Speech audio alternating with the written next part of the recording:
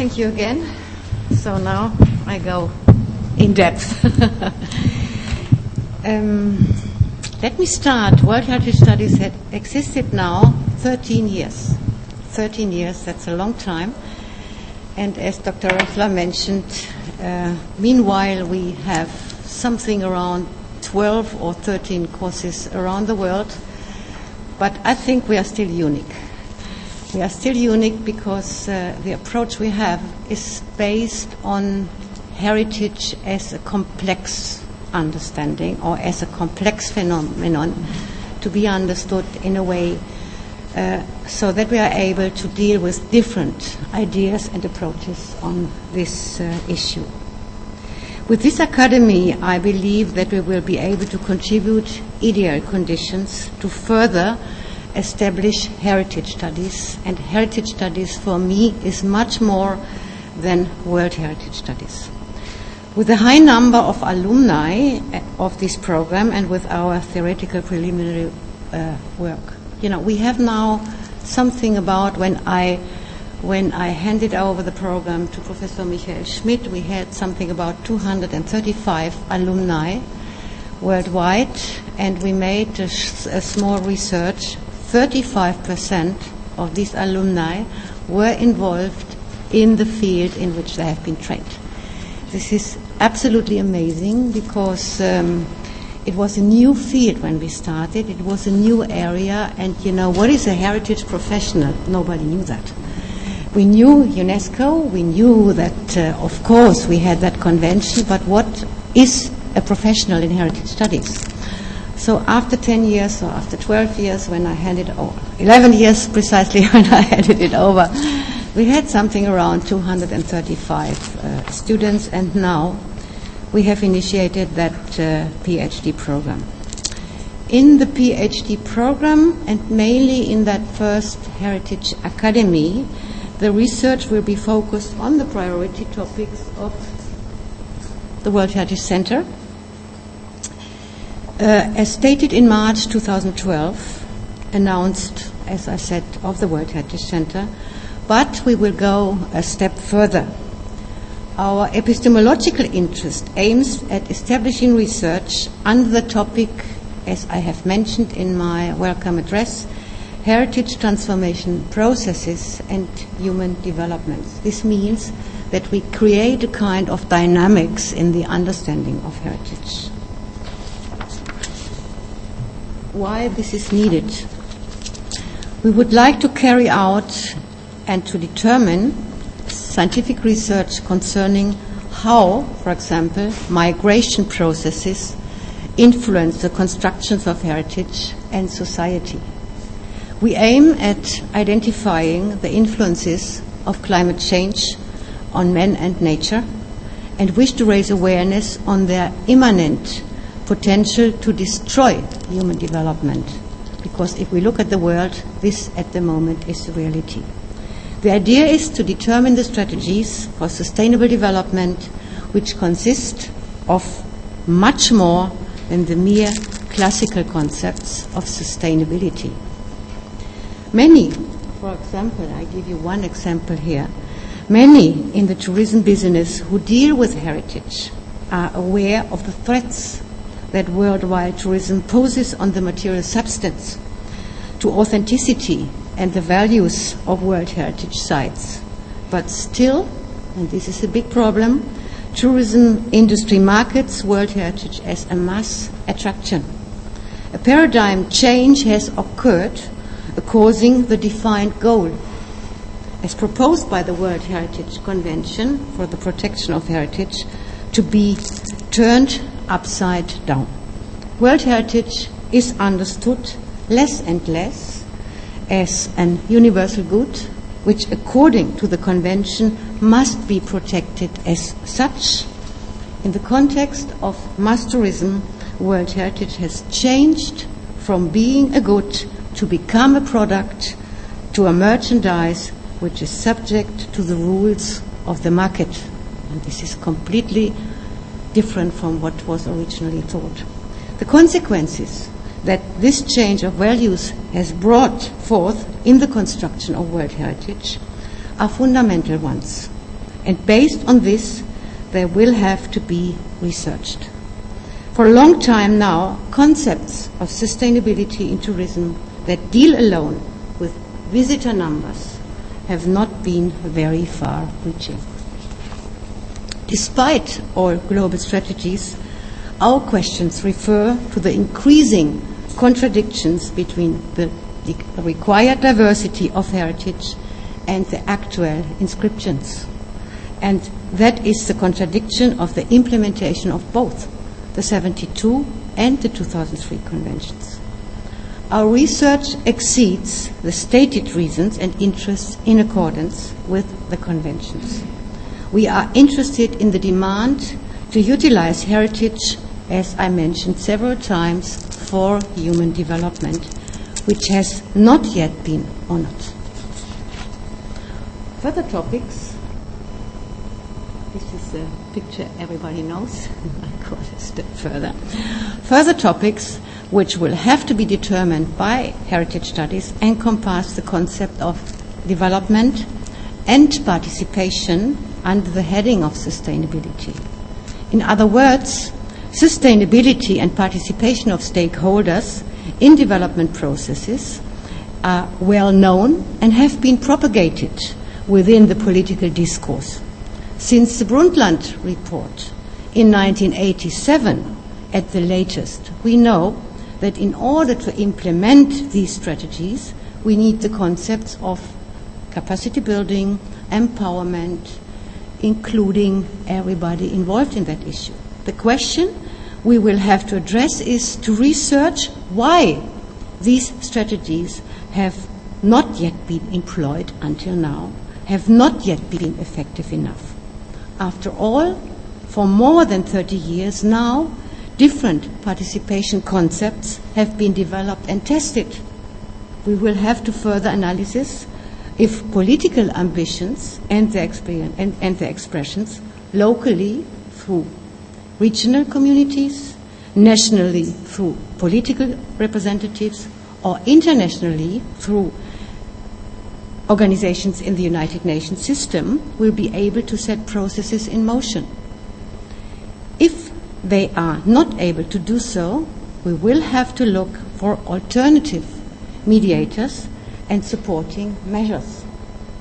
In my opinion, the causes for failures are to found there where both political and strategic demands as well as specific implementation concepts are developed in the ivory towers of institutions. Institutions represent power structures. Contents are not really developed with an interest in contexts, but through political or institutional interests. The demands and considerations for implementation of participatory, sustainable concepts of heritage that were established by these ivory towers are thus in themselves sometimes contradictory. Many times they are detached from the interest of those in whose name they have been determined, namely the local population, for whom the preservation of heritage is intended. This contrasts with the fact that concepts of sustainability and participation with different stakeholders will have to be negotiated. It is not something which is originally given. Within these existing institutional and power structures, exactly this makes a successful implementation so difficult. I would like to come to the pioneers of heritage studies now, and it is interesting to be aware that the pioneers of heritage studies mainly belong to the discipline of the geographers. It's interesting, isn't it? Efforts to position heritage studies in a disciplinary manner are not new. They have rather accompanied the idea, the constitution, and above all, the implementation of the World Heritage Convention. They have shaped the construct heritage in the context of a holistic understanding of heritage, and have determined heritage itself by a dynamically constructed phenomena. Aspects of heritage studies were and are presented and discussed particularly by, you see that here, British publishers such as Blackwell Publishing, Manchester University Press Series and Oxford University Press, and of course by our publications. I'm proud on that. Also, international journals have raised awareness amongst many communities concerning the topic heritage. A complex understanding of heritage could be constructed and disseminated through different topics such as heritage and identity, heritage and multiculturalism, expressions of intangible heritage, tangible heritage and spaces, legal aspects of heritage or heritage and local communities, as well as management of heritage. At the same time, theoretical constructions were broken down into fields of application through an immense number of case studies. All our students love case studies. Case studies have become an infinite pool of knowledge for heritage studies. They have reflected the diversity of existing cultures and the different aspects of their heritage. There will be also general preservation strategies with regard to particularities could be modified. On the other hand, the boom of the heritage community's interest in details had pushed back the interest in holistic, complex, and above all, comprehensive knowledge. The atomization of heritage was accompanied by atomizing scientific expertise. It should be noted that many different stakeholders were involved in the theoretical and practical research and dissemination of heritage issues. They have produced a knowledge pool which could be employed to solve fundamental and application-oriented problems of the UNESCO conventions. Many times, stakeholders of different communities told me that they believe this would be possible. Unfortunately, knowledge transfer does not occur at all or only rarely in the interest of a common solution.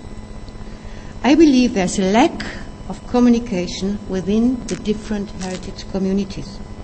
The main reason for the lack in communication processes in heritage communities is that the knowledge which is produced by exactly these communities is not used goal-oriented.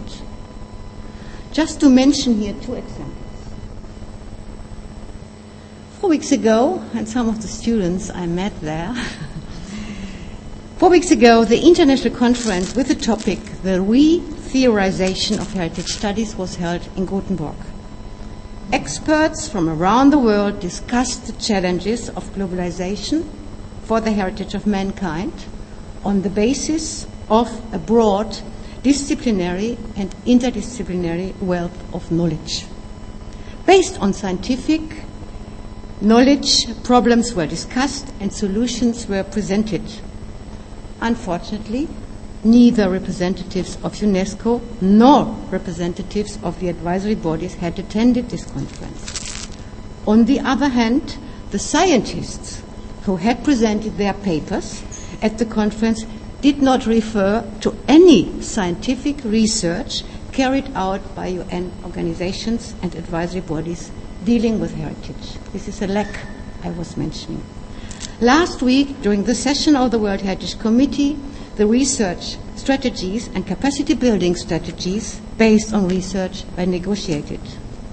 It was organized in a similar manner, with the difference that there was a reversal of the involved stakeholders. Also here, only those experts were present who are part of the community.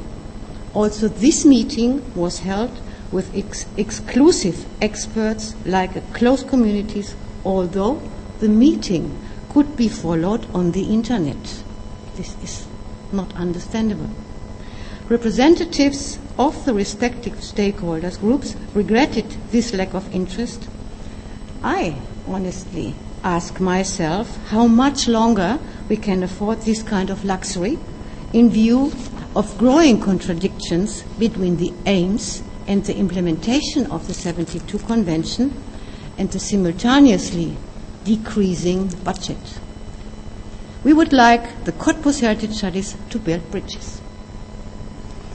Back to the topic.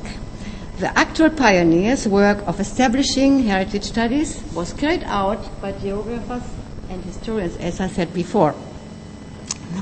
As early as the 80s, the geographer Gary Ashworth positioned his research within the heritage discourse of the scientific community. With his 1994 publication, From History to Heritage, From Heritage to Identity, he explicitly drew the link between history, heritage, and identity.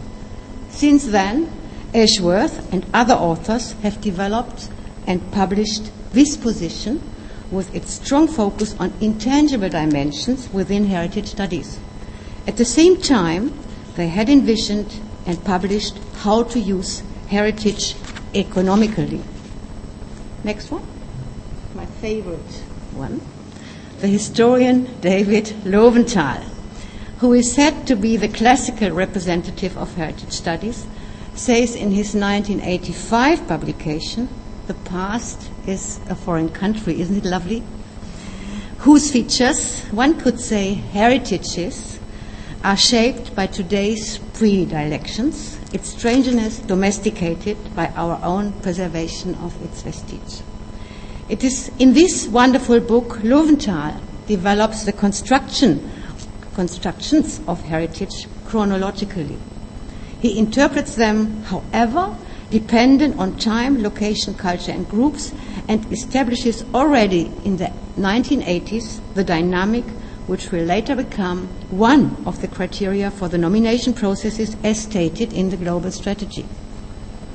It has become also an important characteristic for most of the disciplines with the World Heritage, such as innovative monument preservation, geography, architecture, but particularly also anthropology and social sciences.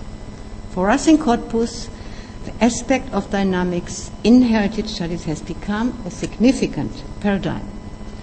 Dynamics enable us to understand the constructions of heritage as a process, and this is something different. Processes imply development. To design heritage studies as a process, therefore, is a chance to understand history as a development process and establish again and again identities therein. Another pioneer in heritage studies is a geographer, another geographer, I found only a geographer, David C. Harvey. Over the years, he has gained high esteem within his community. He also positioned heritage studies as a discipline beyond the confines of present-centered cultural, leisure, or tourism studies. In addition to the authors I mentioned earlier, Harvey understands heritage and consequently heritage studies as a long-term social process. He therefore broadens the static and object-oriented term heritage as was defined particularly for World Heritage by the Association of Critical Heritage Studies. In his publication, he includes the communities into the development process.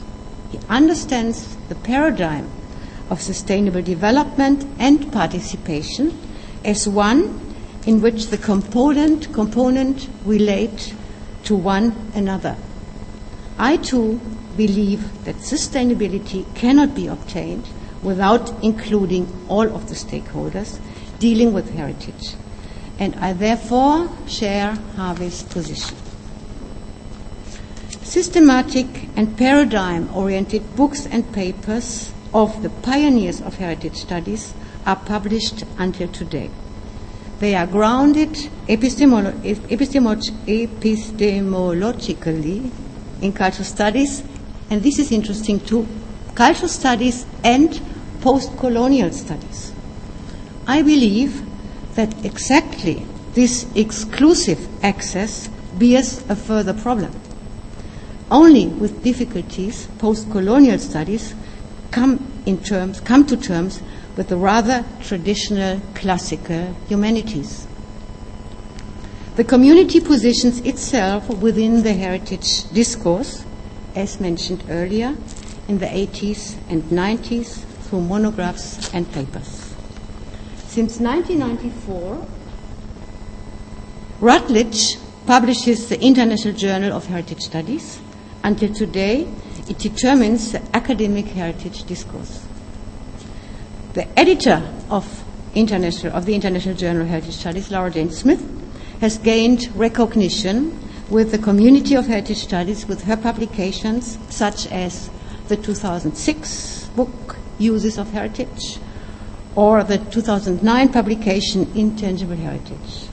With this, she has initiated the latest developments. The community approaches the topic heritage, as I said before, meanwhile through post-colonial studies, and separates itself more and more from institutions like UNESCO and its NGO, and this does not make sense.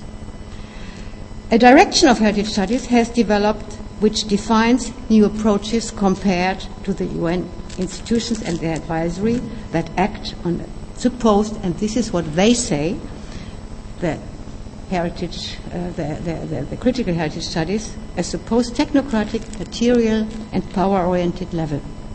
They are critical political approaches that distance themselves and which, unfortunately, do not help us any further. But I would like to mention some aspects which I share in the so-called authorized discourse on tangible heritage. In her book, Uses of Heritage, published in 2006, Smith notes there is really no such a thing as heritage, and heritage can unproblematically be identified as old, grand, monumental, and aesthetically pleasing sites, buildings, places, and artifacts.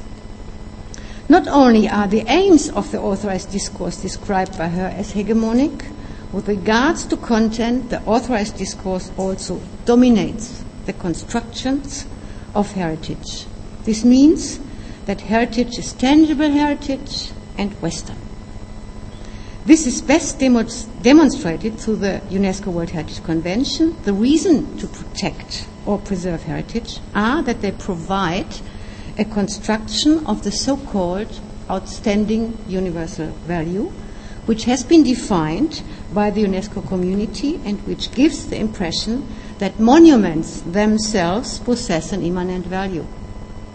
Within this discourse, historical constellations in which the monument developed as well as its function in the course of time are not really taken into consideration.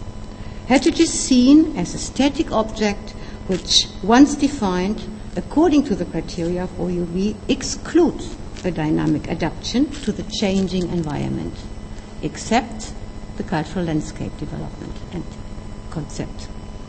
Let me explain this based on two sites, or on one side, time is running, which belong to the most overrepresented types of properties in the World Heritage List and which are thus typical for the material and static construction of heritage. And if you see, we had a think tank, and it was a proposal, to put all these sites under a serial nomination criterion to see now why.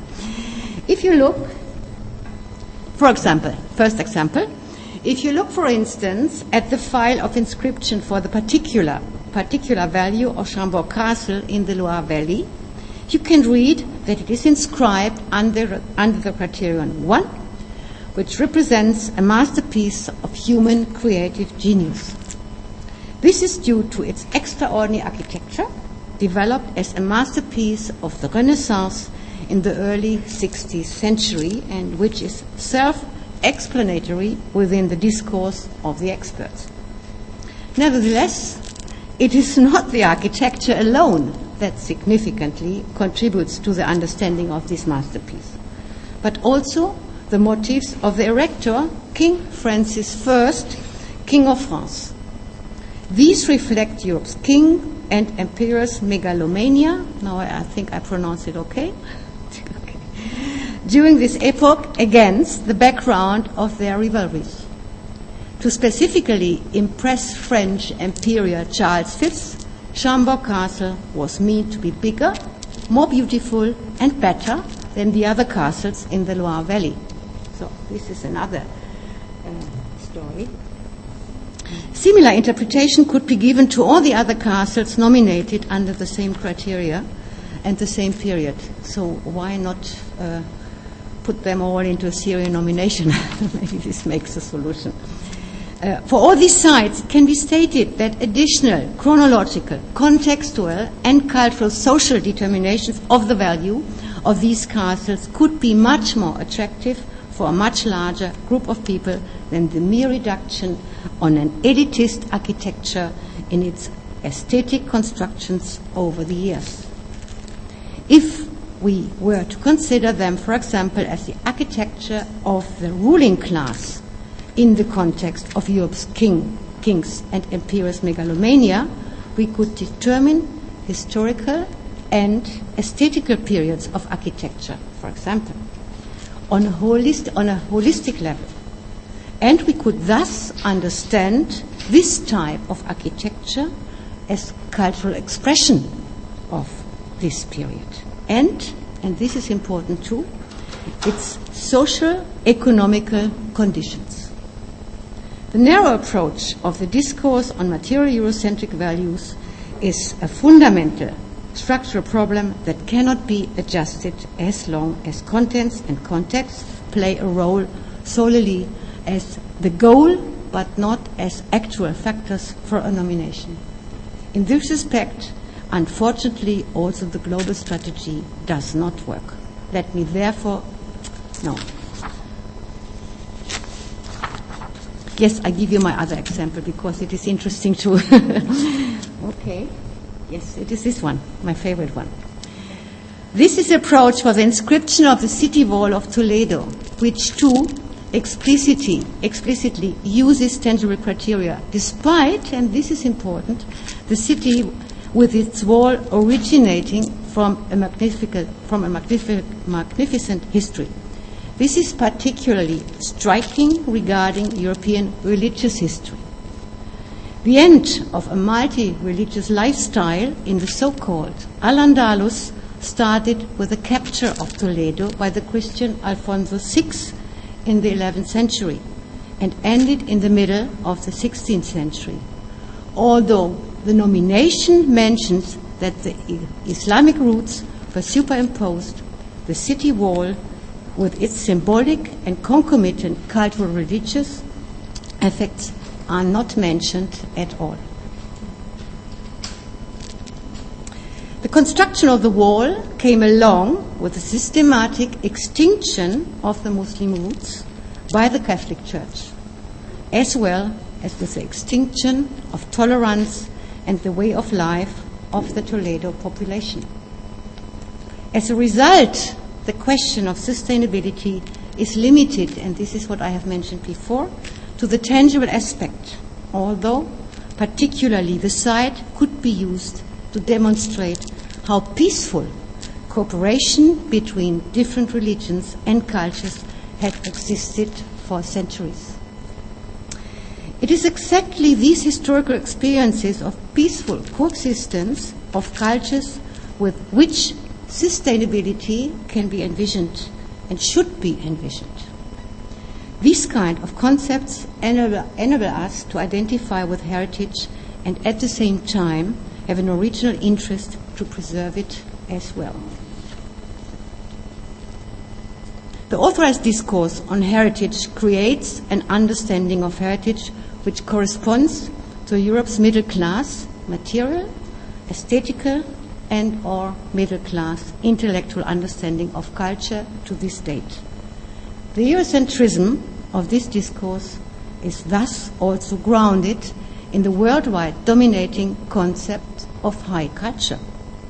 This understanding, in turn, is very different from the cultural concepts and heritage concepts of the African, Asian, or Latin American world heritage communities.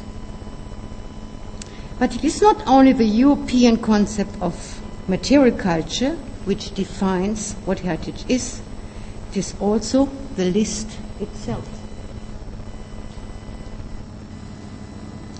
The numbers here show clearly that not the world is at the center of the convention and its discourse, but Europe. And this development has entailed at the same time a change in the values concerning Europe. For most Europeans, heritage has changed, I mentioned that before, from being a good to a product and finally to a merchandise. A merchandise by nature is not valued under cultural aspects, but instead under economical criteria. This should be now identified much more than before within the nomination process and should be evaluated with regard to their potential effects on the sustainability of the site. Of course, we can determine the use of heritage under economical criteria, but we should not rely on the classical economical cognitive models alone. Contemporary, innovative concepts that follow economical criteria derive from entrepreneurship, from public-private partnership, or from empowerment concepts. But these concepts are not really discussed within the community. Particularly, and this is my favorite view, the ideas of the commons, the famous commons, the recently passed away Nobel Prize winner Elinor Ostrom, could be taken up again and implemented.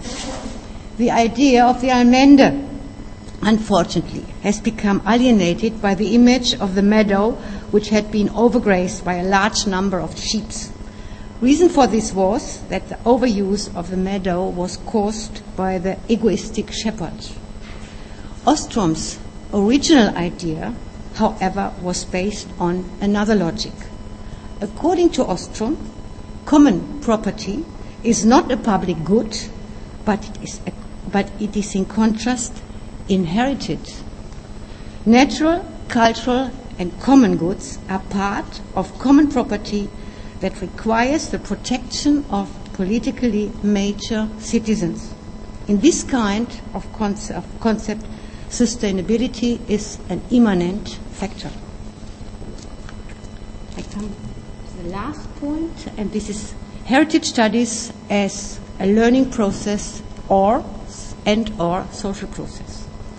In this respect, it appears to be important that heritage studies develop alternative research areas for the problem-solving strategies of the expert discourses that so far are only slightly effective.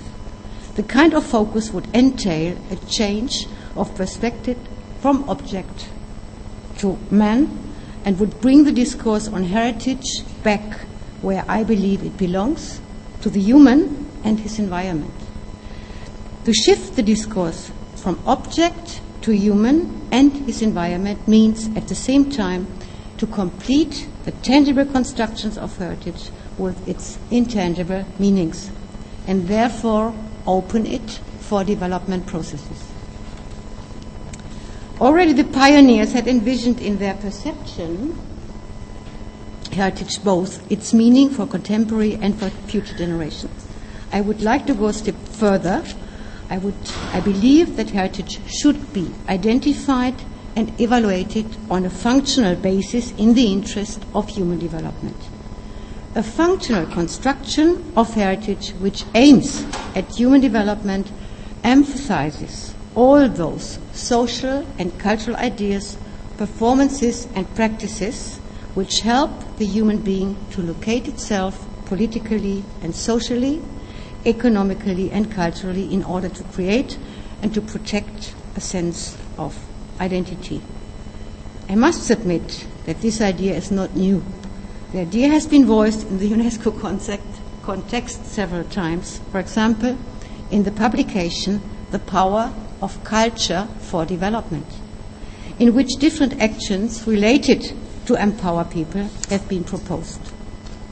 In this respect, the approach of heritage studies as heritage transformation processes and human development, which is developing in Cottbus, distinguishes itself and differ from the non-authorized discourse as defined by the Association of Critical Heritage Studies. In heritage studies, which in turn was intended to distinguish itself from the authorized discourse. The change in perspective from object to man, and therefore to meanings, functions and constructions of heritage is important on the one hand.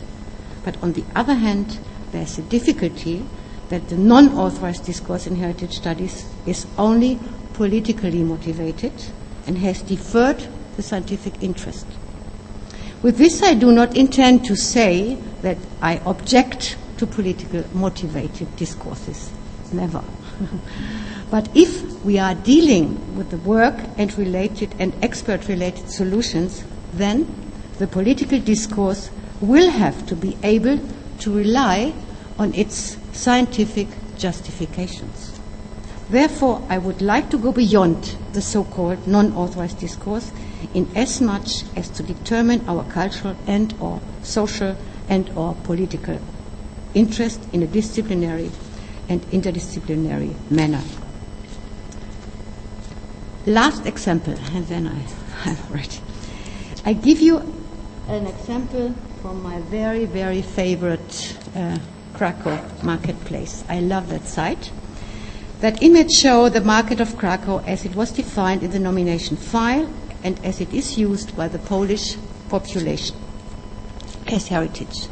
In the construction of the OUV for the definition of World Heritage, the one understanding of heritage is aesthetic and distance perception of it, which is immanent of object-oriented sciences such as archaeology, monument preservation, architecture, and material sciences.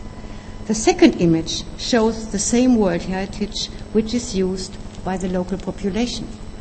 Of course, this site is visited also by tourists, but it is mainly occupied by locals, by school groups, and they bring life to that place.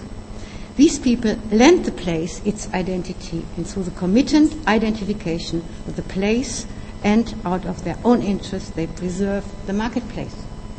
Within the scientific discourse, this access to heritage from an object-oriented perspective is expanded through methods and epistemological theories which are grounded in social, cultural, and economic sciences and introduce new, innovative, disciplinary knowledge under the umbrella of heritage studies.